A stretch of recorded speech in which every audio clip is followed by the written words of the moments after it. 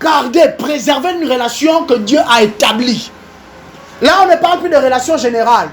On ne parle plus, ou même si, prenons en compte aussi les relations saisonnières et les relations de destinée. Pour garder ces deux types de relations-là dans ta vie.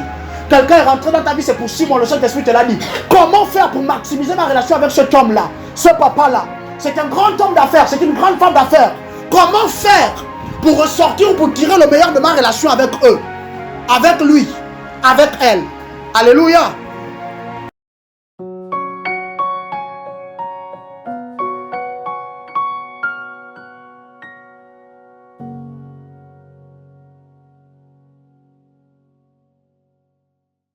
On a dit qu'on doit être délibéré au sujet du fait de s'investir soi-même dans la relation. On doit être délibéré. Tu dois être délibéré. Je dois être délibéré. Ce que je dois faire doit venir directement de moi. Je dois penser ça. Ça doit être une intention. Je dois m'investir dans la relation. Je veux la garder. Ma relation avec le Saint-Esprit. Et que la douce communion du Saint-Esprit soit avec vous. Il le dit, n'est-ce pas? Dans le livre de Corinthiens chapitre 13, au dernier verset en français. La douce communion du Saint-Esprit là restera avec toi, te gardera, te bâtira, te fournira encore plus. Si et seulement si, toi, tu décides de t'investir dans ta relation avec lui. Je dois m'investir. Je dois m'investir. Et comment m'investir? Donc, pratiquement, on a dit premièrement, c'est en donnant du temps de qualité à cette relation-là. Ma première relation avec Dieu passe avant toutes les autres relations. Et après que toutes les autres relations qui viennent aussi soient. Ma relation avec Dieu, je dois la préserver, je dois la garder, je dois la nourrir. Je dois bâtir ma relation. Je dois m'y investir. Si Dieu me dit à partir d'aujourd'hui, arrête de porter un tel type de jupe, j'arrête. Parce que ma relation avec Dieu risque d'en prendre un coup si je n'obéis pas. Si à partir d'aujourd'hui, Dieu me dit, arrête de sortir le week-end, reste à la maison, ne sors de la maison que le dimanche, va en assemblée et rentre à la maison après. J'arrête de sortir le week-end pour le bien de ma relation avec Dieu. La religion nous a enseigné que notre relation avec Dieu se limite au lieu secret, compris, c'est faux. Jésus c'est une personne. Ou encore, Dieu c'est une personne. Je vais même le dire, Dieu le Saint-Esprit, là qu'on t'a dit, c'est une personne qui vit en toi. Elle est partout avec toi. Elle est partout où tu es. Dans tout ce que tu fais, cette personne-là est là avec toi, mais elle aimerait le faire avec toi aussi. Tout ça, à quoi tu penses, ce dans quoi tu te projettes, cette personne-là aimerait se projeter avec toi. Mais pour qu'elle le fasse, tu dois le lui permettre. Et la Bible déclare que pour laisser le Saint-Esprit agir pleinement en nous, on doit laisser les pensées que Jésus avait nous habiter richement. Philippiens chapitre 2 verset 5. Permettez donc que ces pensées, les mêmes pensées que Jésus avait au sujet de la vie, au sujet de sa relation avec Dieu, vous habitent. À partir de là, on facilitera l'œuvre ou encore le travail du Saint-Esprit dans nos vies premièrement et au travers de nous dans la vie des autres. Quelqu'un est béni? Amen. C'est important. Du temps de qualité. Et nous définissons le temps de qualité, on l'avait déjà dit, mais je le dis encore aujourd'hui, comme étant un moment au travers duquel, dans ma relation avec Dieu, Dieu obtient de moi ce qu'il veut vraiment, ce qu'il attend de moi. Et moi, en retour, j'obtiens de lui ce que j'attends vraiment de lui. C'est ça le temps de qualité. Beaucoup d'entre nous rentrent dans le lieu de prière. Amen, amen. Merci Saint-Esprit, je t'aime.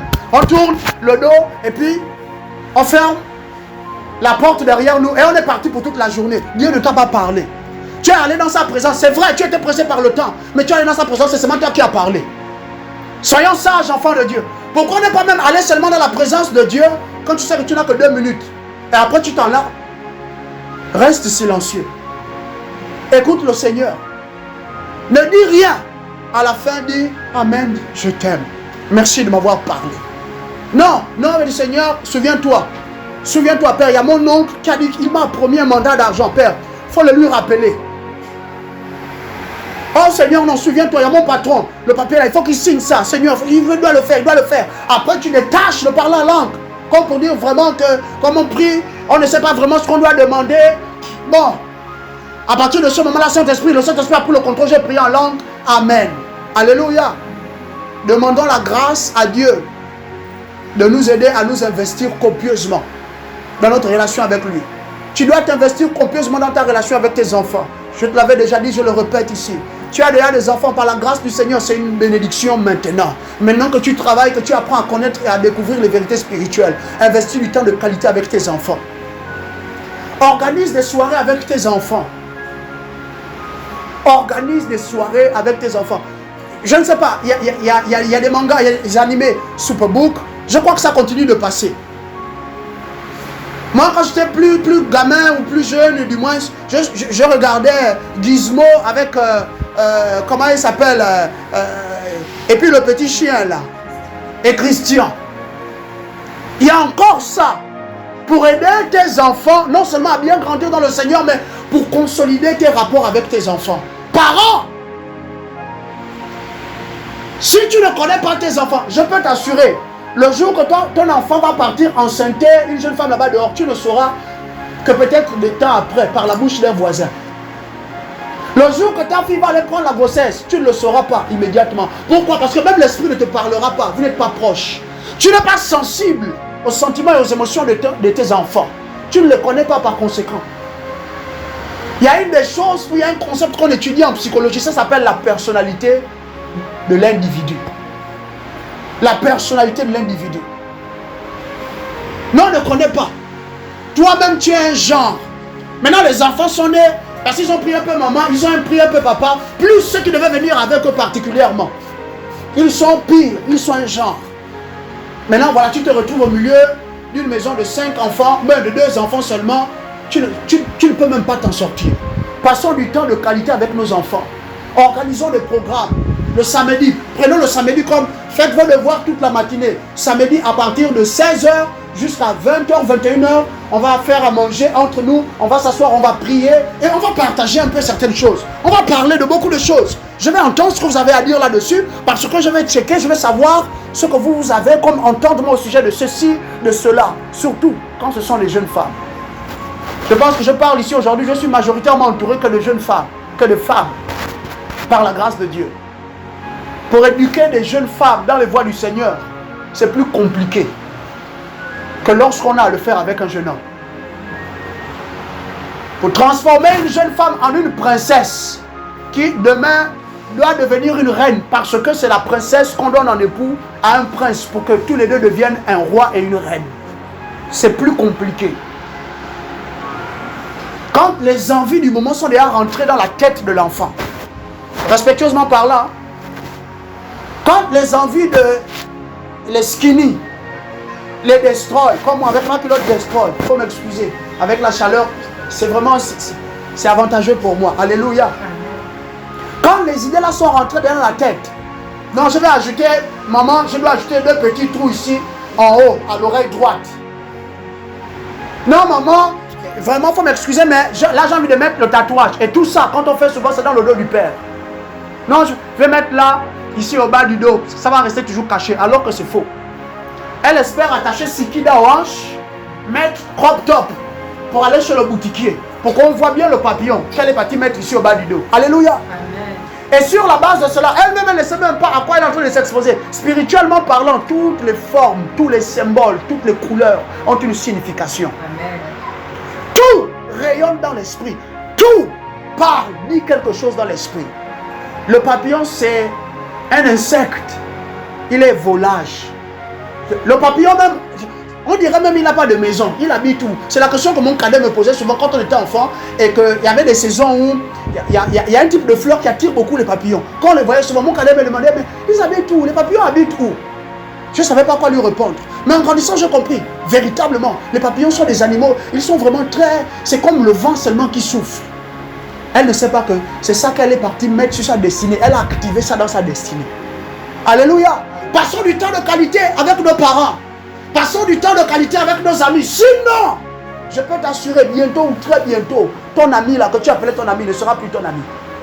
Ton ami là, ta soeur que tu appelais ta soeur, là, celle qui va te vendre, c'est lui qui va te vendre. Mais au nom souverain de Jésus, aucun d'entre vous ne serait livré à l'ennemi. Amen. Aucun d'entre vous ne serait livré ni par vos frères, par vos soeurs, par vos pères, ni vos mères, à vos ennemis. Au nom souverain de Jésus. Amen. Alléluia. Du temps de qualité. Deuxième chose, pour garder une relation, pratiquement, on est dans le premier point toujours, mais deuxième chose que ça prend, on a dit que je dois investir, n'est-ce pas? Et je dois investir quoi? On a dit que je dois investir de ma personne pour apporter les ressources nécessaires, les ressources dont on a besoin dans la relation. Beaucoup d'entre nous, ils ne savent pas qu'ils ont perdu le travail. Vous savez pourquoi? Parce que c'était des gens qui étaient arrogants. Beaucoup d'entre nous, ils ont perdu le travail parce que vous connaissez les histoires de placement qu'on fait. L'oncle était là, il a travaillé pendant 40 ans, 50 ans. Il a seulement placé son fils. Son fils est venu, il a amené ses enfants et ses enfants sont aussi venus eux-mêmes avec leurs enfants. Donc ça devient comme une hiérarchie parentale. À la poste, à la SEG, aux finances, au trésor, c'est seulement un seul nom. Un seul nom. C'est eux. Depuis le PDG adjoint, je ne sais pas, secrétaire général adjoint, secrétaire simple, et puis jusqu'au délégué. C'est eux seulement. Non. Et toi particulièrement, c'est ton père qui t'a placé là. Tu es venu. Mais par la force des choses, maintenant, vous, le vent a soufflé. Ce n'est plus votre nom qui est à la tête de SEG, à la tête du trésor public au Gabon. Dieu a décidé que maintenant, ça doit être quelqu'un d'autre. Pas une autre famille, non, quelqu'un d'autre. Et quand ce quelqu'un d'autre arrive, tu es quelqu'un même on t'a placé là-bas, tu n'as pas le niveau. Le BPC même avec lequel on t'a mis là-bas, excusez-moi, mais je préfère dire les choses telles qu'elles sont véritablement dans notre société. Tu ne vaux même pas le BPC. Si on te demande d'écrire une simple phrase de 15 mots, 50 fautes. Va saisir une simple lettre sur Word, tu ne connais pas. Mais tu travailles là-bas et tu es aux ressources humaines. Il n'y a rien que tu as apporté. Rien. Dire merci aux gens, c'est un problème. Quand tu regardes tout le monde de haut, vous me connaissez? Vous me connaissez? Moi, je suis le petit frère direct. Direct. Du PDG de la SEG. Alléluia. C'est pas ça qui compte. Et excusez-moi même de le dire, on s'en fout. Excusez-moi, entre griffes. Excusez-moi de le dire. Parce que la vie ne se limite pas à être le petit frère ou la petite soeur de quelqu'un. Alléluia. La vie se résume à ce qu'on appelle les buts. Épouser des buts. Vivre pour une cause, une raison qui vaut la peine d'être vécue. C'est à ça que la vie se résume. Alléluia. Investir, apporter les ressources nécessaires. Ton ami là a seulement besoin que tu passes le temps à lui dire non, Dieu te bénisse. Oh, j'aime ta présence dans ma vie. Alléluia. Imaginez-vous un peu le genre d'entreprise aujourd'hui ou bien dans lequel tu sais que tu es arrivé là-bas, tu n'as pas encore l'expérience requise. Mais tu passes le temps à être au service de tous ceux qui ont besoin. Avec respect et en toute humilité. Pas qu'on a pris le dessus sur toi. Non. Mais avec respect, en toute humilité. Tu te mets au service de tout le monde parce que tu veux vite apprendre. Et quand tu arrives même à la réunion, au moment de réunion, tu es quelqu'un qui sait dire vraiment monsieur ou madame, je vous remercie de m'avoir déjà accueilli ici dans les locaux. Cette administration, c'est la première fois pour moi. Je vous remercie pour la confiance que vous m'avez accordée. Et vraiment, j'ai pris la décision de me montrer serviable à tous égards.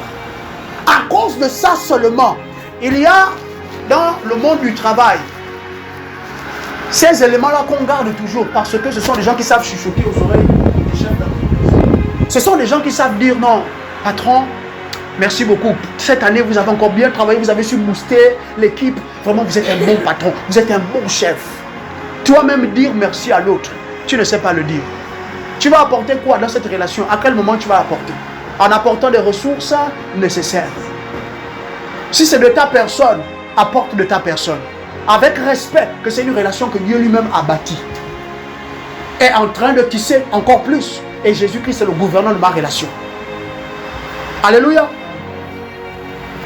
Troisième chose, pratiquement, s'investir soit dans cette relation-là, on a dit que c'est en étant prêt à faire les sacrifices requis. En étant prêt à faire les sacrifices requis. En étant prêt à faire les sacrifices requis. Deuxième chose, ou encore deuxième élément que ça coûte, que ça prend pour préserver une relation que Dieu a bâtie lui-même. Dieu est en train de tisser dans le secret, Dieu est en train de consolider. Dans le secret, on a dit la deuxième chose, c'est en pratiquant ce qu'on appelle la bonté. N'est-ce pas? En démontrant la bonté. En démontrant la bonté. En démontrant la bonté. La bonté, c'est une des vertus que Jésus démontrait à tous égards, tout le temps, avec tout le monde. À tous égards, tout le temps, avec tout le monde. Aujourd'hui, en tant qu'enfant de Dieu, parle-moi d'une des vertus de Jésus. On ne saura pas. Très peu d'entre nous pourront lever la main et donner une réponse convenable sur la base de ce que les Saintes Écritures disent. En démontrant de la bonté. Proverbe chapitre 19, verset 22 dit, ce qu'on apprécie chez un homme, c'est sa bonté. En d'autres termes, ce sur quoi on se base pour dire qu'un homme est beau, pour dire qu'un homme est quelqu'un de bien, c'est sa bonté. C'est quoi? Sa bonté. Les bontés de l'Éternel ne sont pas épuisées. Ses compassions ne sont pas arrivées à leur terme. Et c'est à cause d'elles que nous sommes préservés. Lamentation chapitre 3, à partir du verset 23, 24 jusqu'à 25. C'est parce que Dieu est bon que toutes ces fois-là, quand la maladie est venue te frapper, tu aurais pu en mourir, mais tu en es sorti encore victorieux. Alléluia. C'est à cause de la bonté de l'Éternel. Ton nom était sur la liste de ceux qu'on va chasser. Vraiment, tu t'es mal comporté au travail, mais à cause de la bonté de Dieu, finalement, tu ne sais pas comment on a enlevé ton nom de la liste. Tu continues de travailler. Donc, nous, en tant qu'enfants de Dieu, c'est aussi notre devoir que de pratiquer de la bonté, de démontrer de la bonté. En étant reconnaissant, dire merci pour la moindre des choses qui nous est arrivée, mais avec un cœur sincère et vrai. Dire merci pour la moindre des choses qui nous est arrivée, avec un cœur sincère et vrai. Merci pour le stylo. Merci pour le mouchoir. Merci pour la grâce d'avoir payé le taxi pour moi. Oh, merci pour les baguettes de pain. Oh, merci d'être arrivé au travail avant moi et de m'avoir défendu quand je n'étais pas là.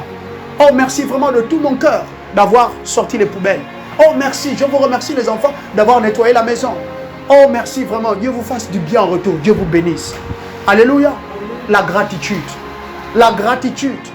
La gratitude. Si je veux préserver ma relation, la gratitude. La jeune femme là, qui est en relation de couple, oh, c'est mon fiancé. Non, vraiment, Simon, il est très gentil avec moi. On a bien commencé. Mais je me rends compte qu'il y a une soeur là maintenant qui fait les beaux jeux à Simon, mais on dirait que Simon est en train de céder à ses avances. En réalité, Simon n'est pas en train de céder à ses avances. Simon est juste en train de découvrir la vérité. Tu n'es pas une bonne personne. Toi, tu n'es pas une bonne personne. Pour dire à Simon même merci. J'ai pris un exemple ici la dernière fois. Tu attends qu'on te fasse un petit dépôt à tes monnaies. On t'envoie les 75 000. C'est arrivé. C'est le lendemain à 18 h que tu me réponds. Et là, shalom papa Joël, merci. Tu penses que la prochaine fois quand tu vas me dire que tu es encore dans le besoin, je vais me précipiter pour te donner. Je vais encore te donner, mais tu penses que je vais me précipiter. Ce sera avec les mêmes élans de bonté, pour de vrai. C'est ça. Simon est là, il fait des efforts pour toi. Mais toi, tu es tellement arrogante et insolente. Maintenant, la soeur est en train de montrer à Simon que Simon lui dit que oh, vraiment, shalom, Dieu te bénisse, comment ça va? Oh, tu es jolie, ta jupe, vraiment, j'aime. De toute façon, elle dit merci à Simon là. Toi, tu n'as jamais fait ça. Ben, tu penses que Simon, c'est ton fiancé. En fait, il t'appartient, il est pour toi. Combien d'entre nous prenons pour acquis les choses qu'on a? Combien d'entre nous agissons comme si ce qui nous arrive, oh, on a travaillé pour ça. J'ai mérité ça. Dieu lui-même, il sait. Dieu lui-même, il sait. Tu n'as pas lu le livre de l'Ecclésiaste? Il a dit là-bas quelque part, je crois, Ecclésiaste chapitre 11, il dit que ce n'est pas à celui qui le souhaite, ni à celui qui court.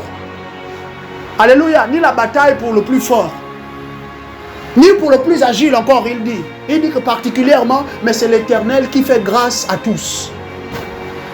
Non, quand tu es là, assis sur le fauteuil là, on dirait, tu es sorti du ventre de maman avec le fauteuil là. Personne d'autre ne doit s'asseoir sur ça. Alléluia. On doit avoir une attitude de gratitude. Une attitude de gratitude. Une attitude de gratitude. Dire merci au Seigneur. Dire merci à ces personnes autour de toi avec un cœur qui est sincère. Dis ce que tu penses vraiment. Et si ce que tu es en train de dire, tu ne le penses pas vraiment, entraîne-toi. Apprends à devenir sincère avec les gens autour de toi. Quelqu'un est béni. Amen. Alléluia. Pratiquement, deuxièmement, Comment démontrer de la bonté chaque jour? C'est en revêtant le vêtement de l'humilité. Aïe, aujourd'hui, en tant qu'enfant de Dieu dans la maison du Seigneur, comment est-ce qu'on se comporte? Je suis l'homme de Dieu. Je suis l'homme de Dieu. C'est que même quand tu dis ça, le Saint-Esprit lui-même se pose la question. Tu es passé par où? Tu es allé à quel moment dans son bureau? Tu es parti mettre ton nom sur sa liste à quel moment? Dire la liste des serviteurs de Dieu sur terre. Lui-même, il ne sait pas. De toute façon, tu te comportes. Tout le temps, les épaules, c'est comme ça. Les gens qui marchent à côté de toi, c'est comme... on lèche tes bottes. Excusez-moi l'expression. Tu parles aux gens comme tu veux. Tu dis ce que tu veux aux gens. Un être humain comme toi, à dégage. Comment tu peux dire cela? Excusez-moi de l'expression. Comment tu peux dire cela aux gens? Ah, je m'en fous. Comme ça? Ah, fais comme tu veux. Toi, je m'en fous de toi. Homme comme femme. Et aujourd'hui, même dans la maison de Dieu, pire, nos enfants, c'est ça le langage qu'ils ont. Et nous sommes des hommes et des femmes assidus à la prière.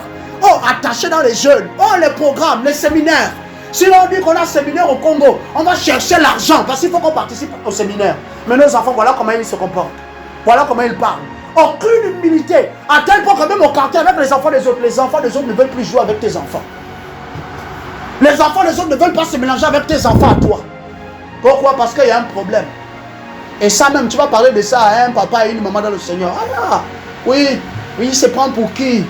Les hommes de Dieu, il y en a plein. Hein? Ah, c'est même quelqu'un d'homme de Dieu qui parle comme ça aux gens. Parce qu'il te dit la vérité.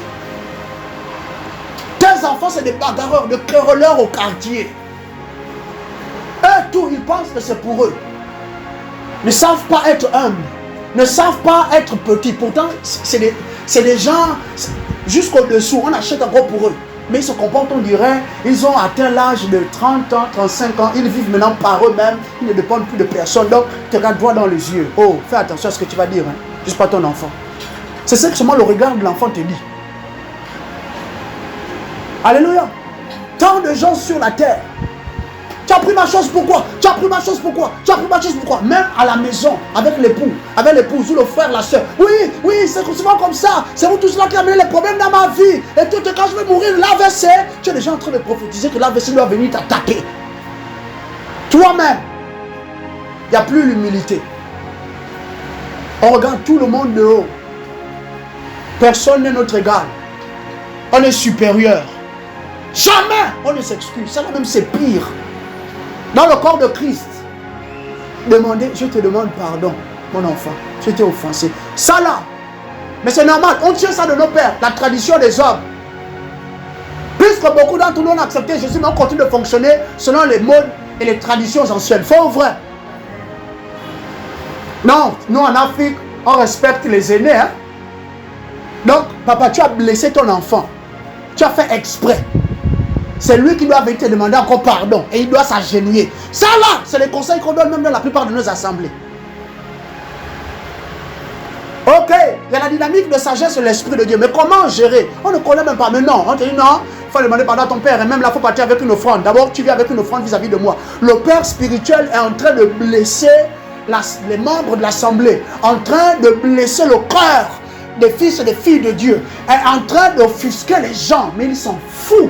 Elle s'en fout. Je suis la servante de l'Éternel. C'est moi qui ai le mandat. C'est moi la prophétesse. Tu diras ça à Jésus. Encore un peu de temps. Tu diras ça à Jésus. C'est moi qui avais été établi sur eux. Et voilà même, je t'ai rendu service. Donc, laisse-moi passer. Je verrai comment nous tous on dira ça à Jésus. On piétine les gens. On ne peut même pas demander pardon. Aujourd'hui, les petits enfants se comportent mal. Ils ne savent pas demander pardon. Ils tiennent ça de qui? De leur père, de leur mère. L'enfant répète et fait seulement ce qu'il voit papa ou maman faire, jusqu'à preuve du contraire. Je ne parle pas des enfants après qui vont se mélanger au monde, qui s'ouvrent là-bas au monde, qui sont maintenant dans les choses compliquées. Non, je parle d'abord de l'enfant qui est souvent, 95% du temps, il est à la maison, il est chez lui avec les parents. Maintenant, il apparaît à l'assemblée, il piétine quelqu'un, il regarde la personne même, celui qui fait chip, on dirait les choses là. Ah, c'est lui qui fait ça. Merci beaucoup. Petit enfant, l'enfant qui t'a appris ça. Alléluia. L'humilité. Je t'assure que si tu ne te rends pas humble, si tu n'apprends pas l'humilité, c'est pas Satan qui va te combattre, c'est Dieu. Jacques chapitre 4 verset 6. Dieu nous donne une très bonne source de motivation. Dire apprendre l'humilité. Devenir quelqu'un de humble. Jacques chapitre 4, verset 6 à 10. Il conseille, l'apôtre Jacques dit que je vous conseille de vous humilier volontairement. De vous humilier volontairement. Ou encore de vous adonner désireusement à Dieu. Remettez-vous à lui. Humiliez-vous sur sa puissante main. Et puis, verset 10 particulièrement dit que après tout ce qui se passe là entre temps, il dit que c'est celui-là auquel tu te seras humilié volontairement qui résiste aux orgueilleux. Mais qui fait grâce à qui? L'humilité. On ne connaît plus ça. Non, on ne connaît plus. Un serviteur de Dieu arrivait plutôt, par exemple, en semaine au service, nettoyer. Pourquoi je mets un accent particulier comme ça? Parce que le serviteur de Dieu est censé être un modèle dans le corps de Christ. Le serviteur de Dieu refuse d'arriver très tôt. Il ne fait rien à la maison. Il va venir vous mentir là. Quand il va arriver même en retard, on aurait commencé le service, quand il est temps de méditer, il était enlevé dans l'esprit ou transporté dans l'esprit, c'est un menteur. La majorité la mente. Au lieu de venir tôt, dépoussiérer, passer, je ne sais pas, le plumeau sur les meubles, revoir un peu, aller toucher le peuple particulièrement et tout. Non. Prendre les chaises, mettre sur sa tête, aller ranger dans un coin, demander aux responsables de, comment on appelle les membres du protocole ou encore les ouvriers dans la maison de Dieu, demander au chef de cette équipe-là comment on fait, comment est-ce que je peux aider. Ça là, vous voyez ça encore aujourd'hui. Certains le font, mais très peu. Certains le font, mais très peu. Ah, quand je me rappelle à ce temps-là où j'avais la clé de la maison de l'Éternel. Mon Dieu, quelle joie que j'ai pris sur moi, j'ai décidé, sur la base des... Vous n'avez pas idée des choses que le Saint-Esprit dit à une personne quand tu te montres fidèle, quand tu te montres diligent dans les petites choses. Les choses que le Saint-Esprit te dit. Un jour, le Saint-Esprit m'a donné une parole. Et je vais te donner la parole. Je te l'avais même donné ici. Il m'avait dit que aussi longtemps que je vis, tu existes, tu seras et tu tiendras. Aussi longtemps que je... Imagine-toi un peu, ça là, Satan va venir, il va te chercher. Tu penses que c'est la parole là que Dieu m'avait donnée quand je de dépoussiérer la maison. J'ai placé les chaises, transpirant, mais avec passion, amour pour Jésus. Tu penses que Satan va me tuer? La parole là m'a donné ça. Ça là, même si tu ne pries pas pour moi, avec respect, vient le moment où peut-être le peuple de Dieu peut être pris dans d'autres choses. Et qu'un moment peut arriver, on ne lève plus les prières pour le serviteur de Dieu. Je te dis, la parole là, ça va me garder. Alléluia. Beaucoup de choses que le Saint-Esprit te dit à ce moment-là. Mais combien? On ne montre plus l'exemple. Mais on est de ceux qui médisent, de ceux qui prient, qui disent soi-disant, oui, l'enfant là n'est pas brisé. Oui, la soeur là, elle a un problème. Ça, c'est la sorcellerie. Tu résistes, hein? Tu résistes. Je crois vraiment que tu résistes à la parole de Dieu. Mais c'est moi le Père. Tu sais, au milieu de nous ici, je n'ai rien fait de force. Comme disait l'apôtre Paul, pour te donner les preuves de mon apostolat, ou pour te donner les preuves de l'appel de Dieu sur ma vie, pour te donner les preuves de ma paternité spirituelle sur toi. C'est quoi? C'est naturellement seulement que tu as accepté ça. Alléluia. Merci Jésus-Christ. Dernièrement, on a dit que pratiquement, pour démontrer de la bonté tous les jours, on a dit qu'on devait être présent pour les autres, en se rassurant que notre présence est significative et utile pour eux. Significative et utile dans leur vie. Alléluia. C'est ce qu'on a dit la dernière fois. Significative et utile. Significative et utile. Merci Saint-Esprit. Alors tu vas prendre ceci. Pratiquement, comment on peut démontrer de la bonté chaque jour? C'est en étant présent pour les autres. En étant présent pour les autres. Virgule.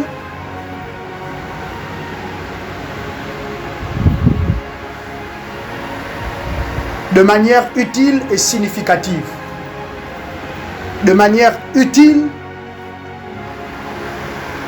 et significative. De manière utile et significative. Genèse chapitre 14, versets 13 à 16. Genèse chapitre 14, verset 13 à 16. Merci Jésus. Genèse 14, 13 à 16. Les Écritures déclarent ceci. Nous lisons dans Louis II, la version 2021. Un rescapé vint l'annoncer à Abraham, l'Hébreu. Ici, si je peux te ramener un peu en arrière, nous sommes dans Genèse chapitre 14. Et quand tu regardes aussi Genèse chapitre 13, la Bible parle d'une guerre qui avait été orchestrée par 4 rois en particulier contre Sodome et Gomorrhe, contre les rois de Sodome et de Gomorrhe. Et tu sais que Lot, le neveu d'Abraham, était allé s'établir, alléluia, à ces lieux-là, sinon à Sodome particulièrement. Et la Bible nous dit que les 4 rois-là s'étaient levés finalement et ils sont allés combattre les rois de Sodome et de Gomorrhe. Et en les combattant, les rois de Sodome et de Gomorrhe avaient perdu. Et parce qu'ils avaient perdu, ces rois-là sont passés après dans Sodome et Gomorrhe. Ils ont pillé la ville. Pillé, ils ont pris autant de choses qu'ils avaient pu prendre. Ils ont tué beaucoup de gens. Sauf qu'on avait gardé Lot en vie, on l'a pris lui, sa maison et tous ses biens. Il les avait emmenés.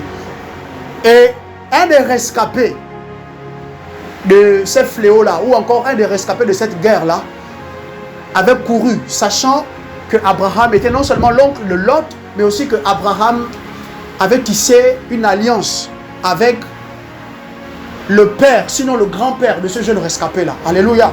C'est comme ça qu'on est arrivé dans Genèse 14, les versets 13 à 16. Un rescapé vint l'annoncer à Abraham l'Hébreu. Celui-ci habitait parmi les chaînes de Mamré, l'Amoréen, un frère d'Escol et d'Adner. En effet, ils avaient fait alliance avec lui. Ils avaient fait alliance avec Abraham, comme je le disais déjà. Dès qu'Abraham apprit que son neveu avait été prisonnier, il arma 318 de ses plus braves serviteurs, nés chez lui, et il poursuivit les rois jusqu'à Dan. Verset 15, il divisa sa troupe pour les attaquer de nuit avec ses serviteurs.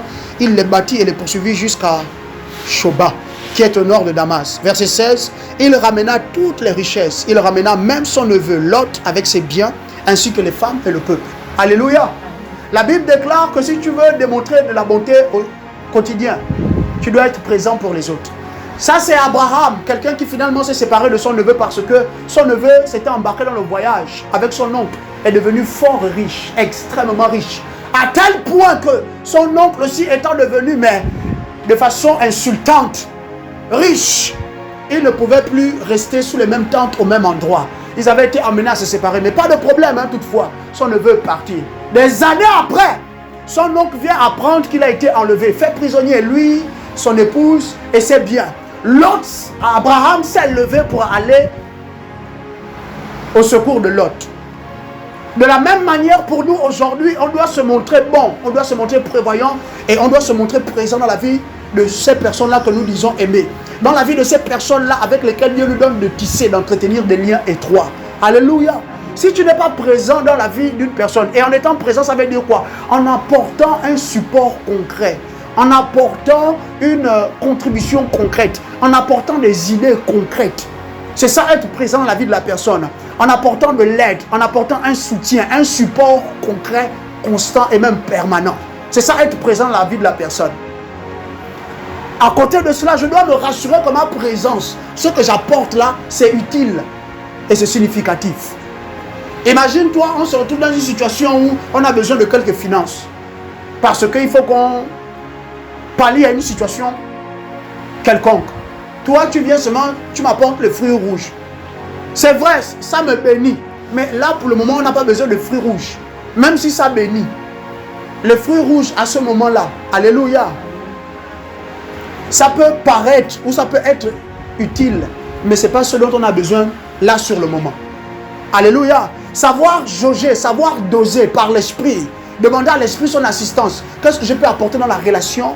Qu'est-ce que je dois apporter? Qu'est-ce que cette saison me demande d'apporter? Qu'est-ce que je peux investir dans ma relation? Qu'est-ce que je peux investir, dire ma présence dans la vie de tel jeune homme, de telle jeune femme, dans la vie d'un frère, d'une soeur que Dieu m'a donné de croiser? Je peux apporter quoi? Est-ce que c'est partager seulement des versets bibliques tôt le petit matin? Et puis aussi, il ne faut pas que j'embarrasse, il ne faut pas que j'agresse la personne. Seulement, discrètement, je peux laisser un verset biblique qui incite à ceci, cela. Un verset biblique qui incite à, alléluia, par la grâce du Seigneur.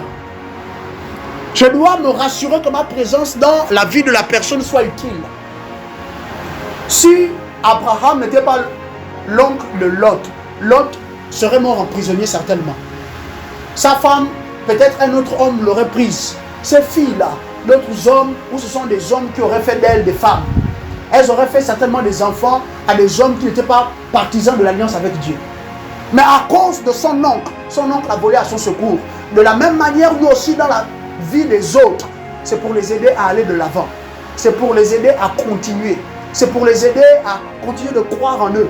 C'est pour leur donner de voir que c'est encore possible. C'est pour leur donner de réaliser qu'ils ne sont pas seuls. C'est pour leur faire savoir concrètement qu'il y a des gens qui comptent sur eux. Il y a des gens qui les aiment.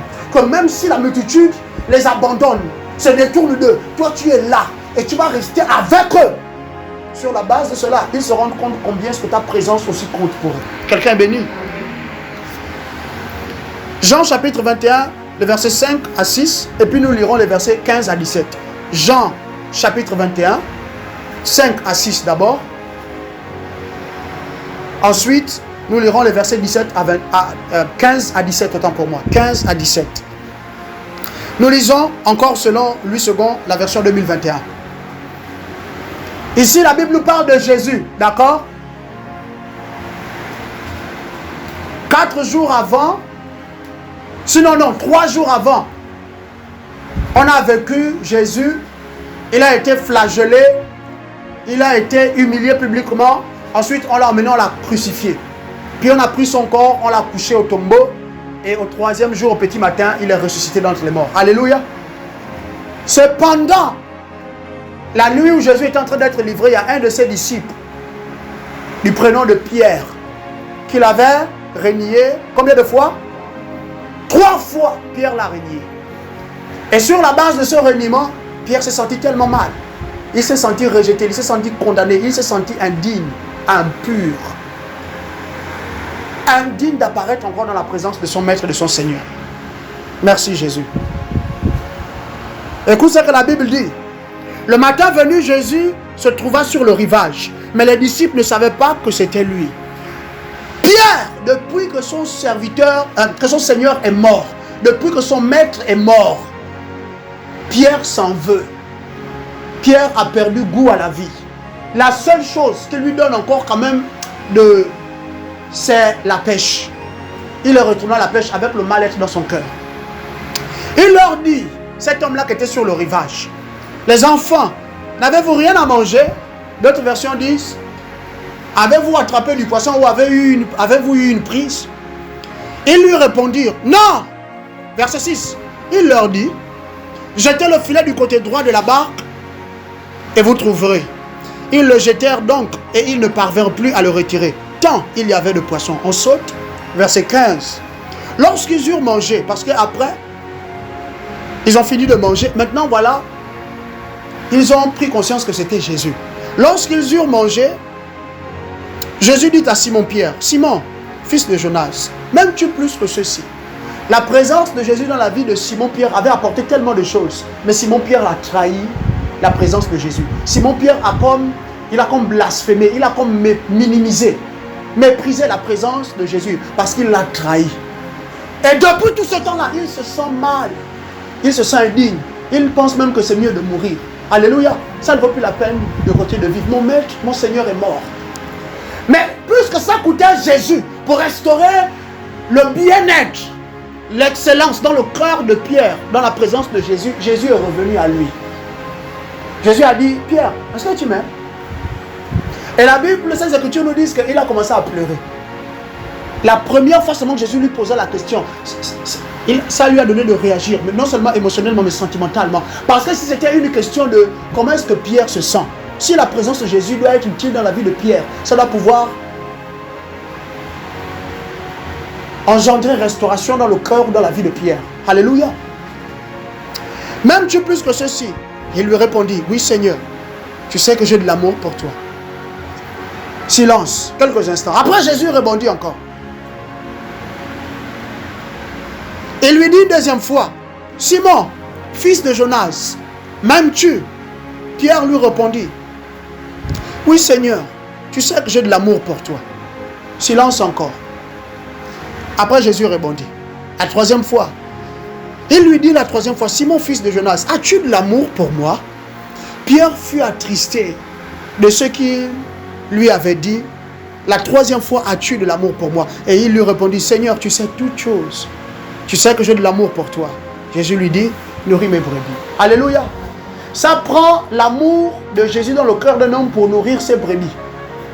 Mais à côté de cela, ça prend, ou encore ça demande que la présence de Jésus devienne un atout dans ta vie. Quelque chose qui te donne de retrouver de l'équilibre. Quelque chose qui te remet à l'aise vis-à-vis de la vie. Par rapport à ce qu'a été ton hier, ton aujourd'hui et ton demain. Si la présence de Dieu, si la présence de Jésus, si ma présence dans ta vie ne te permet pas de te remettre en phase avec toi-même, ne te permet pas de dépasser la pression, la culpabilité à laquelle tu as été sujette, jusqu'à là, ma présence n'est pas utile dans ta vie. Alléluia. Si ta présence ne convainc pas à ton frère là d'arrêter de fumer, par le Saint-Esprit bien sûr, ta présence n'est pas utile dans sa vie. C'est soit tu n'es pas utile parce que tu n'es pas venu de la bonne manière, soit tu n'es pas utile parce que c'est quelqu'un qui sera sauvé, mais certainement pas par toi. Mais dans tous les cas, si je dois pratiquer de la bonté, je dois être présent dans la vie des autres. Et ma présence doit être utile. Ma présence doit permettre à quelqu'un de mieux comprendre la mathématique. Ma présence dans la vie de quelqu'un doit permettre de mieux s'en sortir en cuisine. Donner quelques cours en cuisine, quelques astuces. Désormais, quand ton mari mange, il vient, ah, mais c'est bon, hein? Avant, il ne te disait pas que c'était bon de la manière là. Il te disait ça, c'était pour t'encourager. Mais ce n'était pas bon. En réalité, je te dis, le riz, c'était trop d'eau, c'était salé. Mais il mangeait. Alléluia. Maintenant, la voisine t'a donné des petites astuces. Maintenant, quand tu fais manger, il te dit c'est bon, mais c'est vraiment bon. Si la présence de la voisine ne va pas ajouter ça dans ta vie, sa présence n'était pas utile. Et beaucoup d'entre nous, la présence de beaucoup de gens dans nos vies ne nous est pas utile. Mais on continue malgré tout de les retenir dans nos vies. Même quand ces personnes-là doivent partir. Alléluia.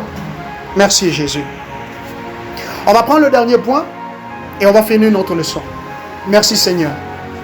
Le troisième et le dernier point, comment faire pour retenir, pour garder, pour préserver les relations divines. Le troisième et le dernier point, en soumettant ces relations-là au ministère de la sacrificature, ou encore au ministère de la prière. 1 Thessaloniciens chapitre 5, 21 à 22. 1 Thessaloniciens 5, 21 à 22. En soumettant ces relations-là au ministère de la sacrificature ou encore de la prière. 1 Thessaloniciens 5, 21 à 22, nous lisons dans Parole de vie. Examinez tout avec soin et retenez ce qui est bon. Parole de vie dit, examinez tout avec soin. Annie, pour pouvoir tout examiner avec soin, ça demande plus que ton cerveau et plus que tes deux yeux. Ça demande plus que ton intelligence humaine et tes deux yeux pour voir. Non, Papa Joël, j'ai bien vu, le sac était noir. Donc moi, j'ai dit que je ne prends pas parce que le sac était noir. Et comme vous m'avez dit que si le sac est noir, tu ne prends pas, je n'ai pas pris. À côté de ça, je dois examiner la nature du colis par la prière. Ça prend la prière, ça prend la sacrificature. Nous avons été transformés en un royaume, en un peuple de rois et de sacrificateurs. Et même encore plus, il y a autre chose, on en parlera. Mais pour ce qui est de la sacrificature, la prière te permet de tout examiner. Et les relations divines, là, si tu veux bien les garder, tu veux continuer de les préserver, les avoir dans ta vie, tu dois pouvoir les investir. Tu dois pouvoir passer cela au crible de la prière. Alléluia. Non, papa, c'est mon époux. On est mariés déjà, ça fait il y a 12 ans. On a 2 merveilleux enfants, vraiment, on est content, je suis heureuse. Je peux t'assurer, encore un peu de temps, et le tentateur viendra. Alléluia. Ta relation avec ton époux, là, il viendra pour elle. Mais pour discerner ce qui arrive et pouvoir te, comment on appelle, te réinvestir, te repositionner, pour mieux préserver ta relation. Il va falloir te réinventer, non? Dans 2 mois, en son lieu de travail, il y a une nouvelle stagiaire qui va débarquer. Et je peux t'assurer, juste comme ton époux t'avait trouvé 12 ans en arrière là, tu étais bien son goût là. Permettez-moi l'expression. Tu étais vraiment le genre là qu'il aime là. C'est comme ça que la stagiaire là est. Ton couple va être soumis à des troubles. Ta maison va souffrir. Ta maison va être sujette à des attaques de Satan. Mais ça coûte la prière pour pouvoir démystifier ce qui est mystérieux et pour transformer les choses pleinement. Alléluia. Et c'est ça que beaucoup de nos sœurs n'ont pas fait jusqu'à maintenant. Pour pouvoir conseiller quelqu'un judicieusement au fil du temps, il faut que tu aies un certain avantage dans l'esprit. Tu dois connaître des choses que la personne ne connaît pas encore, mais qu'elle doit connaître pour le bien de sa destinée. C'est là où Satan nous a menti, dans les assemblées là, où les gens vont manger des feuilles bizarres la nuit, et le matin il vient, il prophétise. Il prophétise. Il prophétise. Et la manière même que tu dois recevoir la prophétie, ce n'est plus juste avec la foi, dis Amen. Maintenant, tu dois avoir une offrande pour sceller la prophétie. Peut-être ça te fait rire. Mais c'est ça qui se passe là-bas. Et vous savez pourquoi le peuple de Dieu est maintenant pris comme vraiment du mouton? Parce qu'on ne s'est plus attaché au ministère de la prière. Quand bien même, toute chose que Dieu te donne, une des choses en contrepartie qui te sera demandée pour garder ça, c'est la prière. Annie, tu as déjà entendu ça dans les assemblées où tu es passé? Combien d'entre nous avons entendu ça? Que pour garder les choses que Dieu nous donne, qu'on valorise là, il faut prier. Nous, on nous a dit qu'il faut faire les offrandes. La religion nous a enseigné qu'il faut faire les offrandes. Ensuite, la religion nous a appris la mauvaise manière de prier. Chasser les démons. N'est-ce pas? Mais la religion ne nous a pas, malheureusement, la religion ne nous a pas appris que la prière que Dieu veut qu'on fasse à ce moment-là, ce n'est pas une prière de chasser ou de lier les démons. Non. C'est une prière de consécration. Je dois consacrer ma relation à Dieu. Non, tu dois te lever la nuit. Entre minuit et 1h, tu pries, tu chasses les démons. Oui, tu mets l'huile d'onction. Tu pries que personne ne va rentrer dans ta maison. Personne ne va rentrer dans ta chambre conjugale. Personne ne va aller sur ton lit conjugal. Et tout et tout. Tout ça là même. Pendant que le soi-disant prophète est en train de vous dire cela. Pendant que le soi-disant serviteur de Dieu est en train de vous dire cela. C'est déjà ce que tu vis. Il y a une petite voisine. Quand tu n'es pas là, tout le monde sait déjà ça. Tout le monde au quartier sait ça. Même toi-même, tu fais comme si tu ne savais pas. Elle est déjà dans ta maison. Elle est dans ta chambre. À tel point même que quand elle arrive, avec ton mari, quand ils ont fini, c'est elle qui change les draps. Elle lave, elle met les draps sales au séchoir et puis elle part. Elle laisse les autres draps. Alléluia. On a bien commencé quelque chose. Maintenant, voici, on se retrouve dans une mauvaise situation. On se retrouve dans une mauvaise étape. Comment sortir la prière? Quelle prière? On va lier les démons. Non. Non. Je ne sais pas combien de fois Jésus a lié les démons. Il a pratiqué la démonologie, oui. Mais je ne sais pas combien de fois Jésus a lié les démons. Je n'ai pas encore compté, mais je vais compter pour toi. Un jour, je vais t'en parler, seulement pour ton bien spirituel et pour ta connaissance spirituelle. Non, papa Joël, là, ça va marcher. Parce qu'on m'a donné une bouteille d'huile d'onction. Et puis, on m'a aussi donné une liste de 7 prières. Et puis, on m'a aussi dit que désormais, tu dois aller avec ton mari entre 11h et midi. Si tu rates l'heure là, oh non, tu ne pourras pas faire l'enfant. Si tu rates l'heure là, oh, ton mari va te tromper. Oh. Et c'est comme ça que tu es parti, tu as pris ça, tu as lavé la peur à la maison. Maintenant, tu fais tout ce que tu fais, il n'y a pas la foi dedans. Dieu honore la foi qu'on a placée en lui. Deuxième chose, Dieu honore sa parole. Je vous ai appris ça, non? Quand tu pries, oh, toute femme étrangère, oh, toute femme, au lieu de travail de mon mari, les femmes là, non, Dieu ne va pas les tuer. Dieu ne peut pas tuer les femmes qui sont collègues de ton mari. Il ne peut pas. Sache déjà ça. Sache déjà ça. Même si c'est un esprit des eaux qui est vraiment dans le corps là, Dieu ne va pas la tuer. Je peux t'assurer. Ça, c'était avant l'évangile des bébés spirituels. Un enfant de Dieu qui sait que la relation Dieu l'a tissée, pour la garder, même si c'est Dieu qui la tisse, qui l'a bâtie, pour la garder, je dois prier. Alléluia. Pratiquement, on va finir l'enseignement. Pratiquement, prier, je dois prier pour la relation. Qu'est-ce que je dois demander à Dieu par rapport à cette relation-là? Quel que soit le type de relation, c'est pratiquement, c'est dire comment le faire. Si je te dis tu dois prier pour les relations, tu vas commencer à demander quoi à Dieu? C'est un peu trop vague, n'est-ce pas? Maintenant, voilà, en tant que bon papa, je vais bien te servir la nourriture. Hein? Tu vas bien manger. Donc, pratiquement, pour prier pour ces relations-là, voilà les choses que je dois demander. Premier astérix, mes premiers astérix. Quand je prie à Dieu pour ma relation avec une amie à l'école, un ami, un frère de sang, un grand frère, un petit frère, un partenaire d'affaires, mais nous sommes maintenant dans une relation, Dieu a mis un accent particulier sur cette relation-là. La première chose que je dois demander à Dieu au sujet de cette relation-là, c'est de transformer cette relation en une plateforme opérant par le mécanisme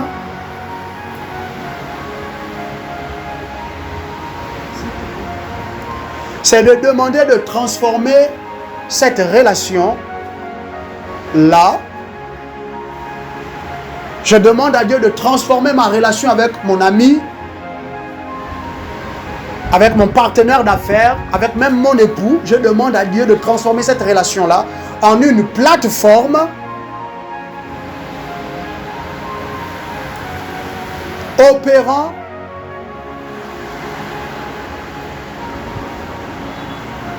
selon les mécanismes divins. Une plateforme opérant selon les mécanismes divins. Une plateforme opérant selon les mécanismes divins. Je dois demander à Dieu de transformer ma relation avec cette femme-là, cet homme-là, avec ce groupe de personnes-là en une plateforme.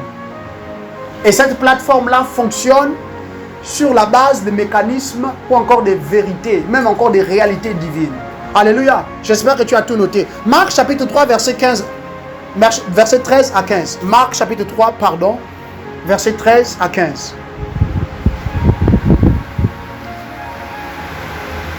Voici ce que la Bible du semeur déclare.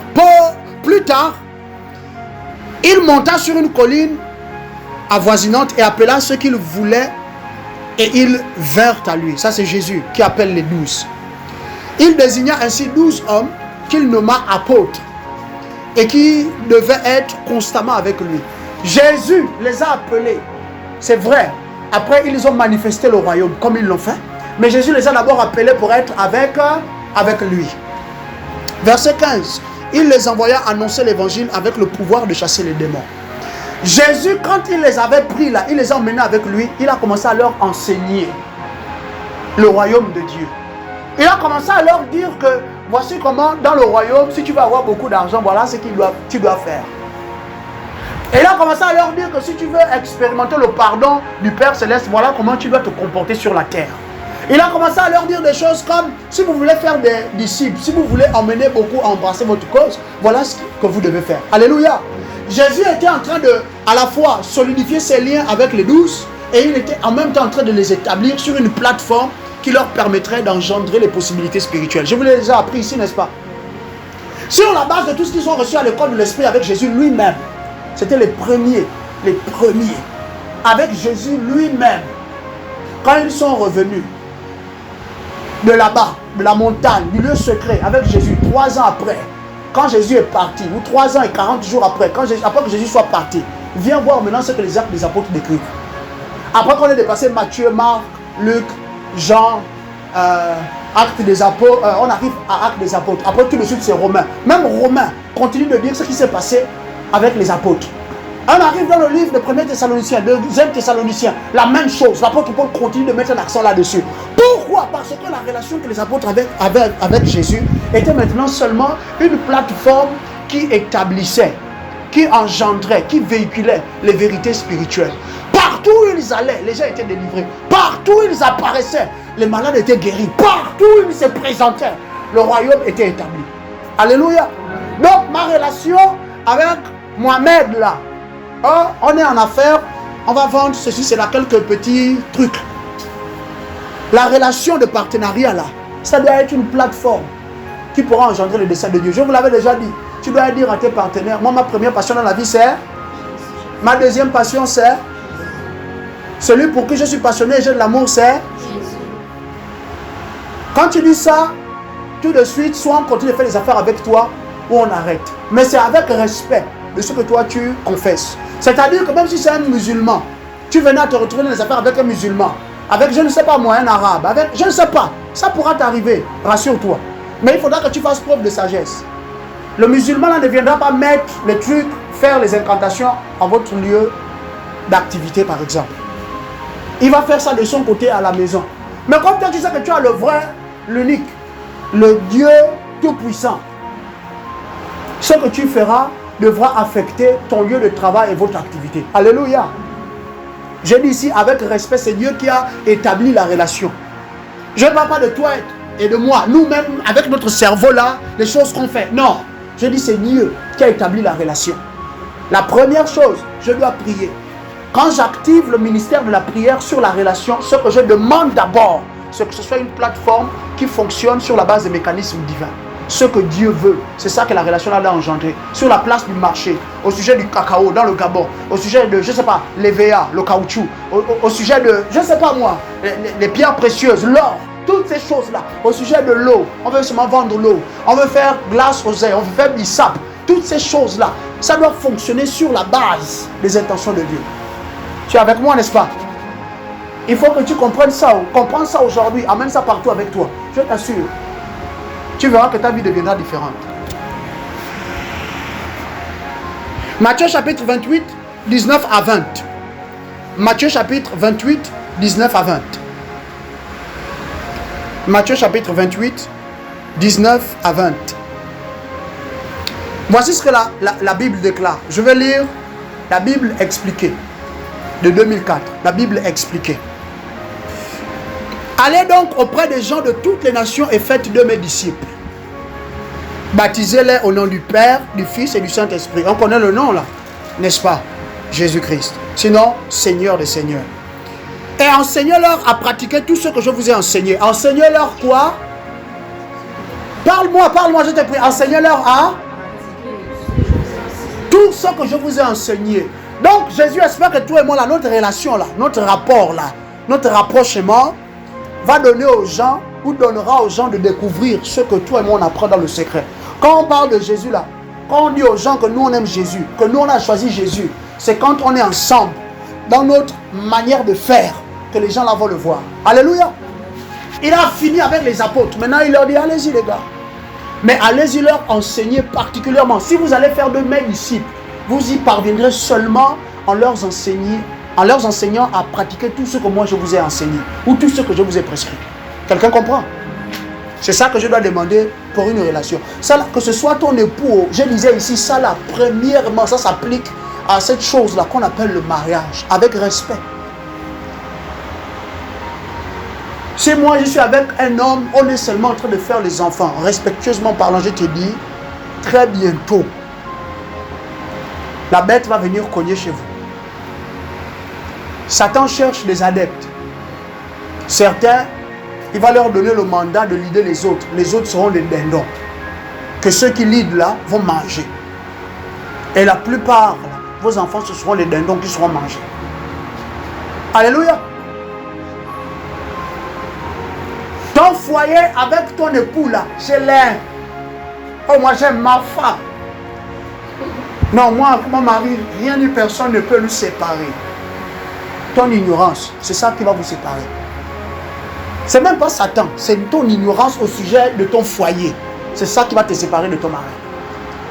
Et très prochainement, la prochaine personne que tu verras, c'est une femme de nuit. Tu vas commencer à remarquer que ton mari ne te touche plus au lit. Je t'assure. Toi-même, tu vas penser, Seigneur, parle-moi, Seigneur, parle-moi. 3 jours après, le vent. Cet esprit vous seulement tes yeux. Voilà, il va monter ton mari à la plage, il est nu. Les femmes de part et d'autre. On s'occupe bien de lui. Ton ignorance de quoi? D'avoir pas soumis ta relation avec ton mari au ministère de la prière. Seigneur, mon foyer là, ça doit être une plateforme. Tout le monde doit voir ça. Et les gens vont être bâtis sur la plateforme là. Mon foyer doit engendrer des possibilités spirituelles. Satan veut pas. Ça va se passer comme ça. La parole de Dieu l'a dit. Alléluia. Je passe. Je ne vais pas te parler du mariage aujourd'hui. Sinon, je sens que je vais faire couler le larmes. Deuxième chose, pratique ma main, deuxième astérix. Qu'est-ce que je dois demander ou je dois prier pourquoi? Quand je prie pour ces relations-là que Dieu a établies dans ma vie. Je dois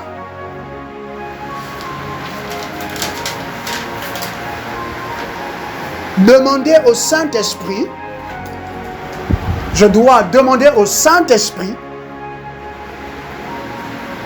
d'être le gardien.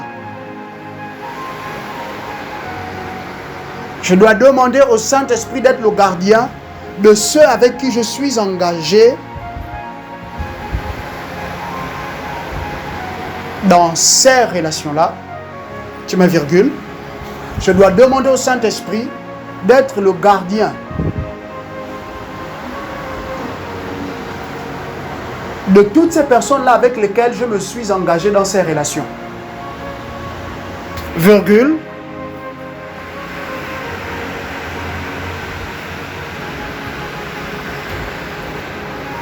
Le moment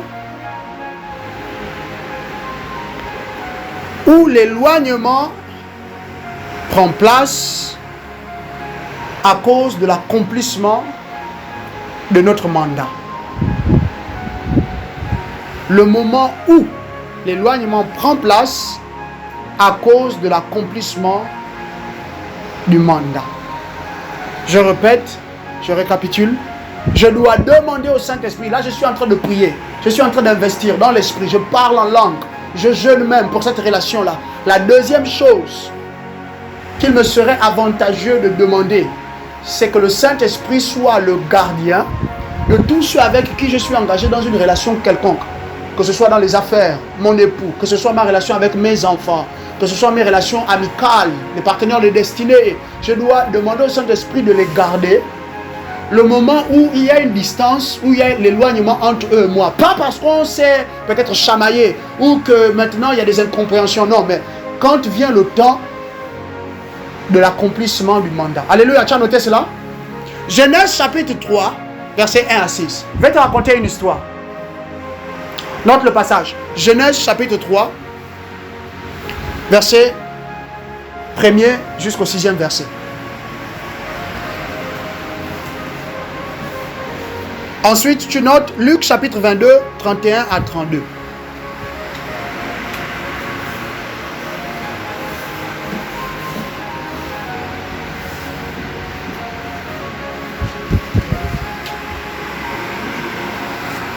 Luc chapitre 22, 31 à 32.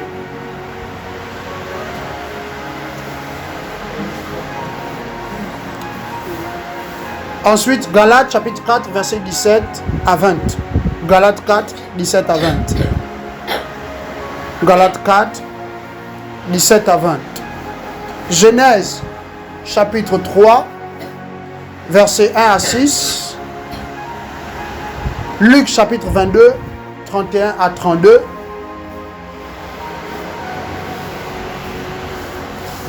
Et Galates chapitre 4, 17 à 20. Alléluia.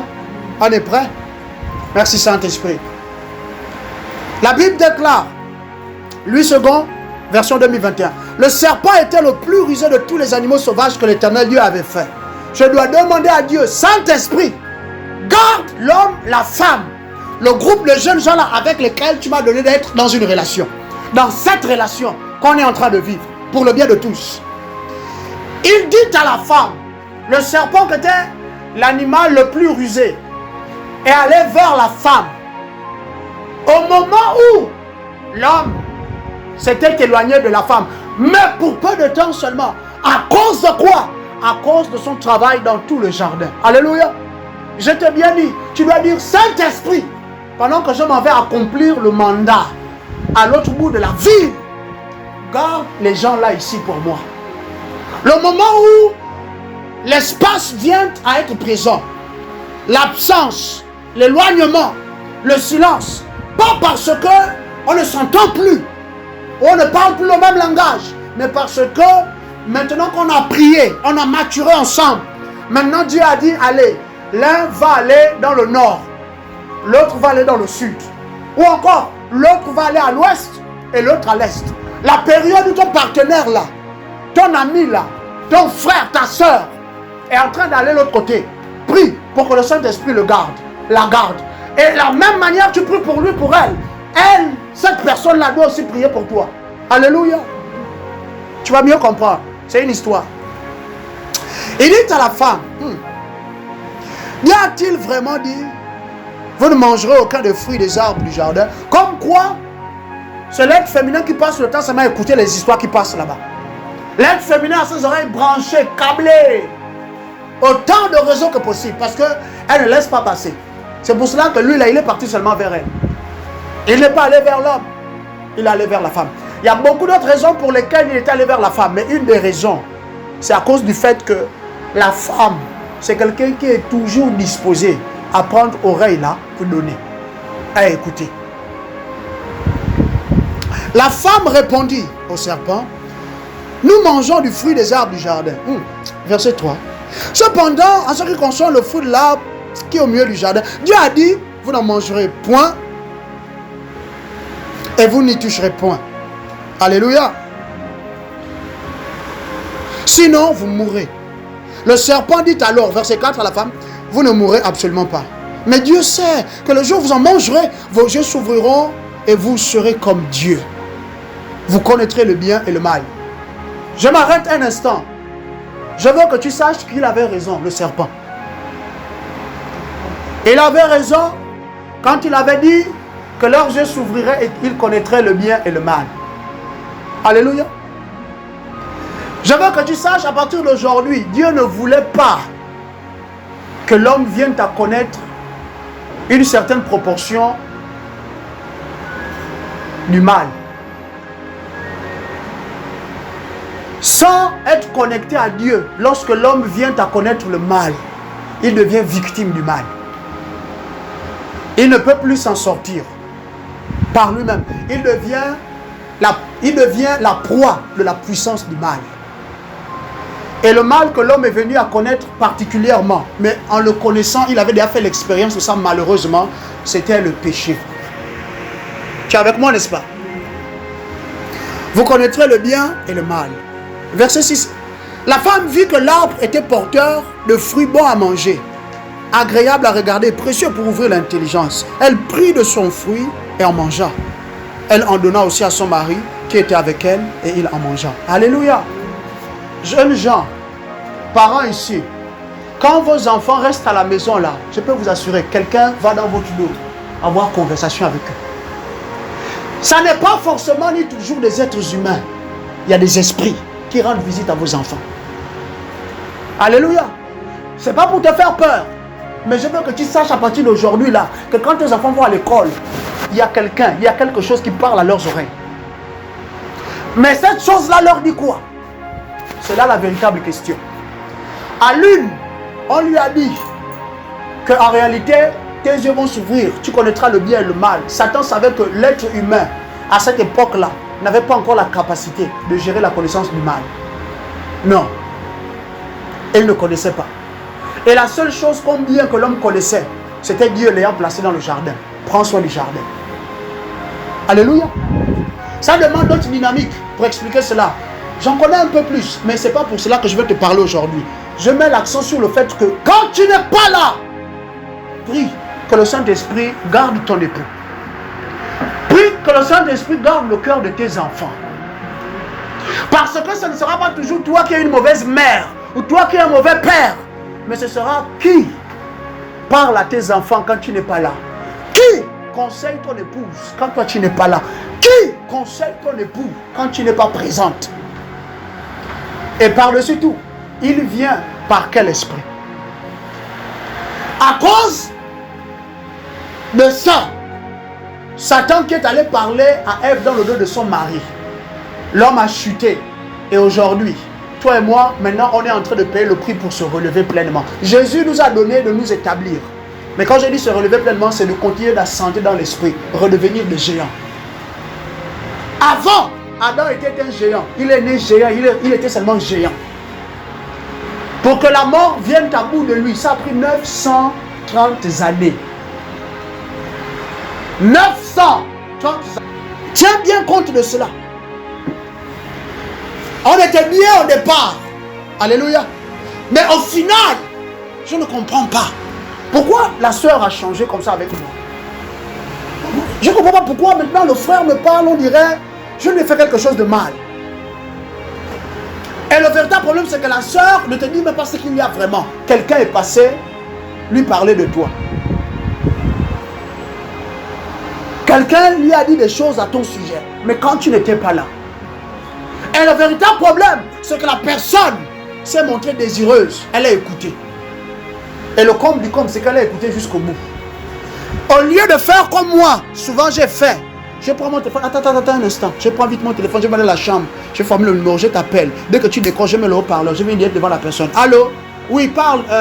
Comme il y a la soeur qui est là, elle me parlait de toi justement. Elle a dit qu'elle a des choses à me dire à ton sujet. Donc mieux, j'ai dit on va participer à la conversation. Dire tous les trois ensemble ou toutes les trois ensemble.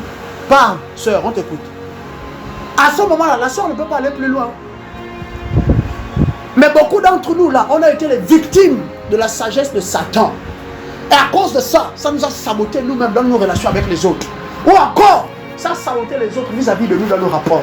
Et pour cela, on est en train d'en payer le prix jusqu'à ce jour. Combien d'entre nous, si ton mari là restait un peu tranquille, il restait seulement à la maison. Combien d'entre nous, si ton mari là, il n'était plus l'ami de Dieu donné, ça continuerait de bien aller pour vous. Combien ton fils est né là, combien ta fille est née là, elle est toujours en train de partir. Ah Samantha, Samantha va te gaspiller l'enfant. Samantha, tu ne sais pas ce qu'elle dit aux oreilles de ton enfant. Quand tu pars au travail, il y a la télé. Désormais les programmes, c'est plus comme nous quand on grandissait. Quand c'était moins de 12 ans, c'était vraiment moins de 12 ans. L'écran, ça change direct, ça devient rose. Après, ça fait toute la journée, c'est tellement le son là. Jusqu'à ce que le programme là, de conseiller au moins de 12 ans, de conseiller au moins de 16 ans va finir. Après, l'imagerie revient. Aujourd'hui, c'est plus le cas. Mais beaucoup là, vos enfants, quelqu'un parle à vos enfants. Je peux vous assurer, quelqu'un parle à ton homme que tu dis que c'est, je suis sa côte là. Il est mon miel, c'est mon lait, c'est mon sucre. Il est le soleil dans mes jours d'orage. Alléluia. Oh, la femme là, c'est ma couverture en temps d'hiver. Et là, tu dis ça avec un pied en l'air comme ça. Alléluia. Amen. La femme là, quelqu'un parle avec elle. Quand elle est en cuisine, quand tu n'es pas là, quelqu'un parle avec elle. Nos jeunes gens là qui partent à l'école, quelqu'un parle avec eux. Mais seulement c'est le courage qu'il faut souvent pour venir vous dire à vos parents. Mais ce qu'on leur dit là, je peux vous assurer, c'est en train de démolir la relation que tu as avec eux. C'est en train de démolir votre relation familiale. Là, ce n'est pas les démons. Ce n'est pas les démons. Ici, on parle de sagesse. Si tu n'as pas l'intelligence là, tu vas lier les démons 100 fois. Les mêmes démons là vont continuer d'opérer. À quoi même plus tu lis, plus ça les rend forts. Papa, je ne comprends pas ce qui arrive. Je ne comprends pas, mais vraiment les enfants, ils sont devenus têtus. Il y a quelqu'un qui leur parle quand tu tournes le dos. Pourquoi? Parce que quand tu vas en mission, Satan, c'est là qu'il profite. Il rentre dans ta maison. Il rentre dans ta maison. Je ne sais pas comment cette conviction va continuer avec moi. Mais moi, chez moi, il n'y a pas la télé. D'ailleurs, ça abrutit. Si tu ne connais pas comment te servir la télé, tu vas finir à la fin de la journée. Permettez-moi l'expression, vraiment plus abruti que quand tu t'es levé le jour là. Permettez-moi l'expression. Et aujourd'hui, avec nos jeunes gens là, qui ne savent même plus les programmes qu'ils vont regarder. Canal, qui est en train de vous donner plus de chaînes dans le bouquin. Plus de chaînes. Avant, pour 5 minutes, vous avez seulement droit à 15 chaînes. Maintenant, là, c'est maintenant 5 minutes, c'est maintenant 30 chaînes. Et sur les 30 chaînes, 10 sont seulement dévouées au feuilleton. Les femmes nues, je t'aime mon amour. C'est ça qu'on regarde. Et après, ce sont les mêmes enfants là le dimanche, on les amène en assemblée. Excusez-moi si peut-être vous me trouvez un peu dur. Mais c'est important qu'on en parle maintenant. Quand tu n'es pas chez toi, il y a quelqu'un qui y va. Et ça là, ça dépendra de comment il va trouver tes enfants. La Bible, à aucun endroit la Bible m'a dit que le jeûne et les prières de feu, lui donc son chasse Satan. C'est faux. Matthieu chapitre 4, verset 4. 40 jours de jeûne et de prière. La première personne qui lui est apparue. Ok. 40 jours de jeûne, 40 jours de prière. Là, on t'a dit au ministère que tu vas avoir le feu. Oh! Là, les démons vont fuir. Mais on te dit que lui-même, il est venu. C'est un des passages bibliques qui m'effraie. À chaque fois que je lis ça, j'ai souvent poule de poule. Ça m'attrape sur tout le corps. Ça me fait peur. Jésus, mieux. Jeûner 40 jours, 40 nuits. Toi, tu penses que c'est les anges qui vont venir direct. Le ciel va descendre. C'est Satan qui allait à lui. Maintenant, si l'homme là, il est né d'une femme vierge, c'est la semence de Dieu direct. C'est le Saint-Esprit. Satan est venu à lui après un jeûne de 40 jours et de 40 nuits. Maintenant, toi, tu as fait à peine 3 jours. Tu as fait jeûne Esther. Et tu sors de là-bas même, les yeux, tu ne vois plus clair. Tu es quelques heures avant la fin du 3e jour. Les yeux tournent maintenant. C'est voici un soi-disant ange de lumière, Satan. Maintenant, qui es-tu? Tu penses que ta maison est comme elle est là. On met les programmes qu'on veut regarder quand tu n'es pas là. Chez moi là-bas, il y a des voisins encore heureux. Je suis net à l'étage, je suis tout en haut. Dieu m'a positionné là-bas en haut. Parce que si j'étais en bas, mon Dieu, ce que j'allais demander à Dieu de faire, j'allais demander à Dieu de saboter les choses qui donnent aux gens d'être à l'aise dans leur maison quand ils font le bruit et que toi là-bas tu es mal à l'aise. Parce que quand tu es pauvre et que tu subis la chaleur là, dans ta maison c'est toi en haut, toi en bas, ça fait chaud. Et ils ont un peu la clim, ils mettent la clim, ils sont à l'aise, ils sirotent du jus et puis ils mettent la musique mondaine, ils ouvrent les fenêtres. Ou bien ils mettent seulement la musique mondaine, ils mettent le fond, le son à fond. Ça va davantage t'embêter, ça va t'irriter, ça va t'agacer. Alléluia. Et il prie la nuit. Il prie vraiment, il chasse les démons, il prie. Oh mon Dieu, il prie. Quand ils s'y mettent là, ils commencent à 1h, 2h, ils finissent vers 4, 5h. Mais leurs fils, quand ils ne sont pas là, mon Dieu, on se moque de qui? De Dieu? On se moque du Saint-Esprit? On se moque de son père et de sa mère, ou bien on se moque de soi-même quand on agit comme ça. Quand cet homme-là et cette femme-là ne sont pas là, leurs fils mettent cette musique-là. Je ne sais pas si tu as entendu le rap jamaïcain. C'est ça qu'il met. Je ne sais pas si tu as entendu tape rap jamaïcain. Prends seulement même le type. Tu seulement même le type là, il dit même, est-ce que c'est vraiment des vrais mots qu'il dit, même l'anglais là qu'il dit, il parle. C'est comme ça le samedi durant, c'est comme ça le dimanche matin quand les parents sont soi-disant à l'église et tout et tout. Vous pensez que l'enfant là, pendant que toi tu es en train de te battre pour rendre ta maison saine, pour comment on appelle, mobiliser les anges, pour accroître l'activité angélique, tu penses que la maison là va l'être? Ça c'est seulement dans la maison. La maison là, les murs là ne parlent pas. Ah, ce qui se passe ici, chez notre soeur, quand elle-même elle n'est pas là, avec une des actrices, ici là, il n'y a que la maison, Dieu et l'actrice elle-même qui savent. Les murs voient, mais ils ne peuvent rien te dire. Mais quelque chose se passe dans ta maison. De la même manière, quelque chose se passe dans le cœur de ton époux. Quelque chose se passe dans le cœur de ton partenaire. Non, moi j'ai entendu que tu en as fait avec Violette. Non, laisse Violette, ça c'est... Elle est démodée, ça c'est les... Elle ne comprend pas. Moi je vais te proposer un truc là. Je vais te pousser du côté du port là-bas. Il y a un truc, après on bifurque, on va dans les quelque part là-bas et tout. Je vais t'amener chez une maman. Ton business, je te dis comme ça. Même là, comme ça marche. Non, laisse Violette, l'histoire de la prière, laisse ça. Elle prie depuis combien de temps? Tu vois même quoi dans sa vie? Laisse ça.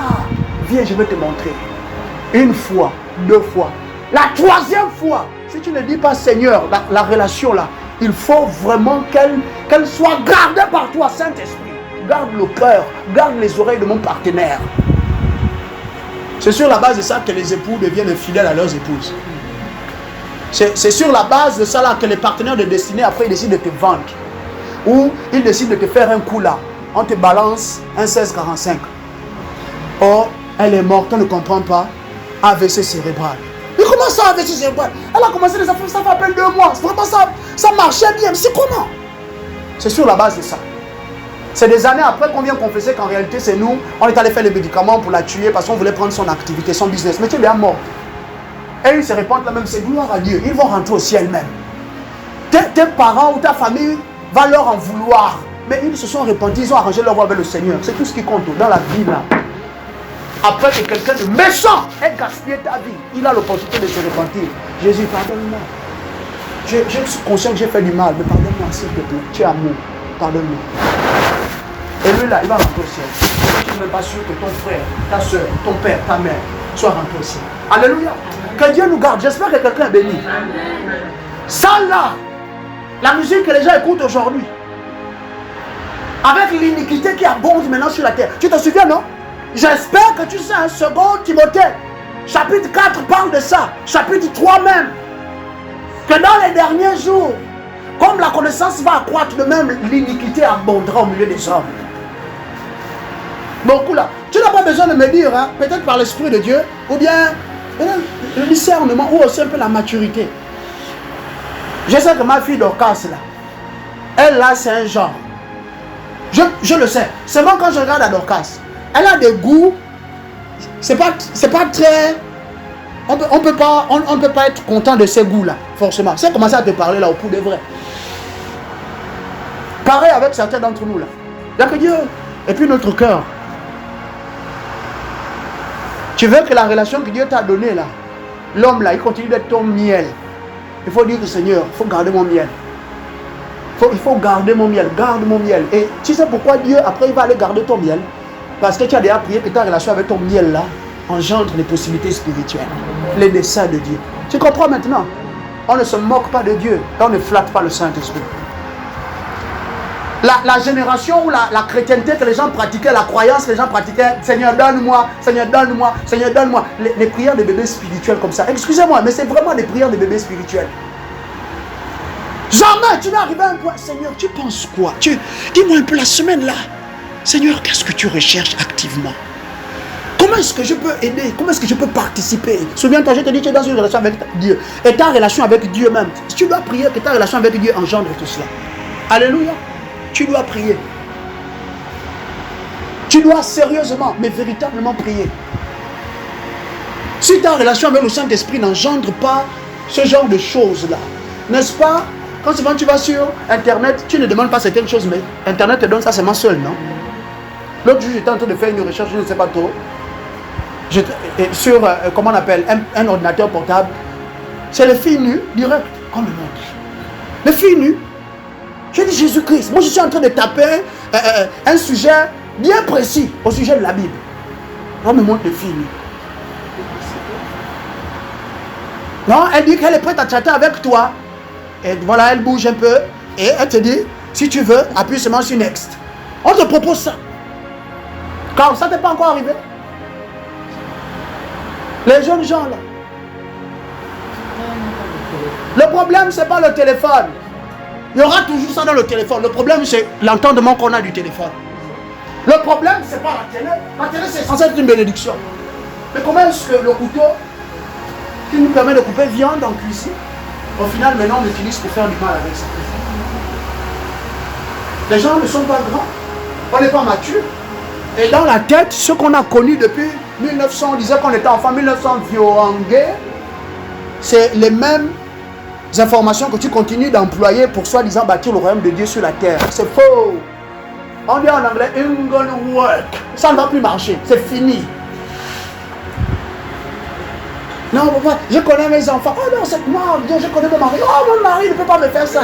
Moi, tu habites dans le cœur de ton mari. Mais après, on nous donne des enseignements dans les assemblées comme quoi le meilleur moyen ou le meilleur chemin pour arriver au cœur d'un homme, c'est son ventre. C'est ça qu'on te dit. Pour garder un homme, il faut seulement bien lui préparer à manger. Amen, papa. Voilà. Ça, c'est une femme qui est active là-bas dans la maison du Seigneur. C'est elle qui nous dit ça. Le ventre et puis le bas-ventre. Même là, c'est même elle qui me donne une information. Je ne l'avais pas. La partie du bas-ventre. Alléluia. Donc le meilleur ou les meilleurs moyens pour garder le cœur d'un homme, c'est le ventre. Après tu descends vite au bas-ventre. C'est bon. Alléluia. Les enfants, faut bien m'écouter ici. C'est ce que j'ai dit là. Si vous m'écoutez et vous mettez ça en pratique, ça va garder vos vies pour le restant de vos jours, en attendant Jésus. Et nous aussi, on dit Amen. Ce n'est pas écrit dans la Bible. Ce n'est écrit nulle part dans la Bible. Alors que c'est écrit dans la Bible, il dit qu'il faut passer tout au crible de la prière. 1 Thessaloniciens 5, 21 à 22. Pour pouvoir ressortir, ou pour connaître une chose telle qu'elle est vraiment, sous toutes ses formes, c'est par la prière. Après, à partir de là, maintenant, tu peux discerner ce qui est bien de ce qui est mal. Amen. Maintenant, tu pars te donner encore à ton homme. Vous avez déjà 3 gosses. Les 2 qui viennent après le premier, là, même la scolarité, c'est compliqué. Mais voici que tu es encore parti te donner. C'est même quel amour que tu veux. C'est même quel amour que tu veux. Joris là, c'est le même Joris là. Qui plus le temps passe, il gagne en âge, il devient têtu, comme ses aïeuls avant lui. Têtu, on dirait pas le crocodile. Personne ne peut parler avec lui. Quand il a pris sa décision, non, moi, mon mari, il est comme ça. Oh. Quand il a parlé, oh, tu penses qu'il blague, c'est ça. Tu penses que c'est normal? Et voilà, maintenant, tout le temps, on est en train de faire les compromis. Tout le temps, on est en train de faire les compromis. Ah, ça n'a pas marché avec le frère, Steven. Bon, pas grave. Il y a un autre frère, Marius. Et toi, tu penses, ta vie, tu vas jouer aux jonglettes. Ta vie. Aux jonglettes. Parce que tu as un manque d'entendement. Déjà que tu ne connais même pas, c'est quelle nature de relation dans laquelle je suis? Générale, saisonnière, ou bien c'est une relation de destinée? Tu ne sais pas. Tu es seulement en train de t'investir, en train de te donner. Ça fait à peine 2 semaines que tu as côtoyé le frère. On est dans la maison du Seigneur. Il te connaît déjà partout. Excusez-moi de le dire, mais il te connaît déjà partout. Il connaît déjà ta couleur de dessous préférée. Excusez-moi de le dire. Et c'est comme ça que tu penses que tu vas garder la relation. Après, quand tu vas voir maman ou tu vas voir papa, non, ça peut arriver, les enfants. Ça peut arriver, c'est humain, c'est humain. Je suis désolé. C'est pas biblique. Je suis très désolé. 1 Corinthiens chapitre 10. Quand tu regardes la partie du verset 21 jusqu'au verset 22, 23 particulièrement, l'apôtre Paul a dit verset 22 que tout est permis. Ah, tu connais? Après il a juste dit que tout est permis, mais tout n'édifie pas. Seigneur, tout ce qui sera permis à mon absence, là je m'en vais ou tu m'envoies là. Seigneur, que mon collaborateur, que ma collaboratrice, que mon partenaire, que ma partenaire, Père éternel, choisissent de ne pas se donner à tout, seulement de continuer de se donner à ceux qui édifient, c'est-à-dire à ceux qui bâtissent. Père, je ne sais pas ce qui va arriver, je suis en train de voyager. C'est vrai, l'homme là me dit qu'il m'aime. C'est vrai, le partenaire de destinée me montre qu'il me respecte dans les affaires, je ne sais pas, me montre qu'il me respecte. Mais Seigneur, garde leur cœur, garde leurs oreilles. À mon absence, Seigneur, garde-les. Garde-les. Quelqu'un était béni. On va s'arrêter par là pour aujourd'hui. Je ne sais pas si tu as des questions, particulièrement rapidement. Que Dieu te bénisse et que Dieu continue de te bénir.